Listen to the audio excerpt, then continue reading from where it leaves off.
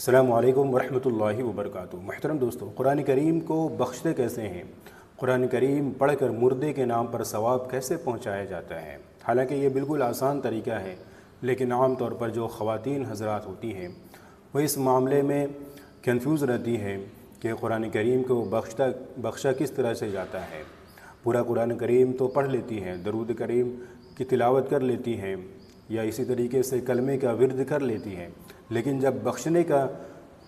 نام آتا ہے تو حافظ صاحب کو بلواتی ہیں اور پھر اس کے ذریعے سے وہ بخشواتی ہیں، حالانکہ یہ کام خود سے کر سکتی ہے۔ بالکل آسان طریقہ ہے۔ سب سے پہلے آپ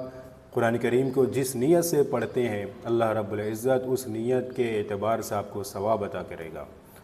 مثال کے طور پر آپ قرآن کریم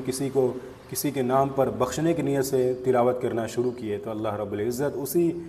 مردے کے نام پر قرآن کریم کا ثواب اللہ رب العزت عطا کرے گا۔ لیکن اس کا یہ معاملہ نہیں کہ آپ کو ثواب نہیں ملے گا، خود آپ کو بھی ثواب ملے گا، اور آپ کے ذریعے سے جو آپ نے نیت کی ہے مردے کو بخشوانے کی، اللہ رب العزت اس کو بھی ثواب عطا کرے گا۔ تو سب سے پہلا طریقہ یہ ہے کہ آپ جب بھی قرآن کریم کو پڑھیں، جس نیت سے پڑھیں گے اللہ رب العزت اسی نیت کے اعتبار سے آپ کو ثواب ملے گا۔ زبان سے کہنے کی ضرورت نہیں ہے کہ اللہ رب العزت یہ ثواب فلاں بندے کو پہنچا دے۔ آپ نیت کر لیں دل میں، اللہ رب العزت اس نیت کو بھی جانتے ہیں، اس نیت کے اعتبار سے آپ کو ثواب ملے گا۔ دوسرا طریقہ یہ ہے کہ آپ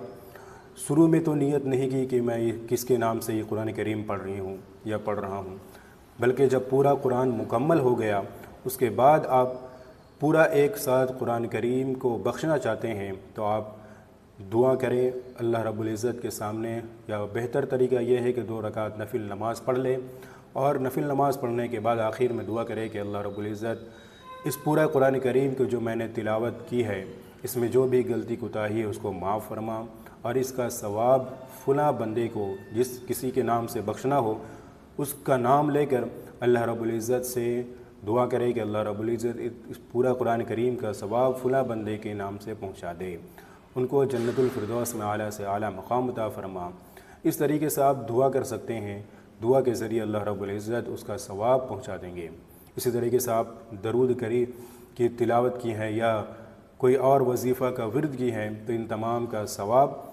اللہ رب العزت سے دعا کر کے آپ ان تمام مردوں کو پہنچا سکتی ہیں۔ لہٰذا یہ بڑا مشکل کام نہیں ہے، آپ شروع میں نیت کر لیں تو بھی ثواب پہنچ جائے گا، آخر میں پورا قرآن کریم پڑھ کر دعا کر دے تو اللہ رب العزت اس کو بھی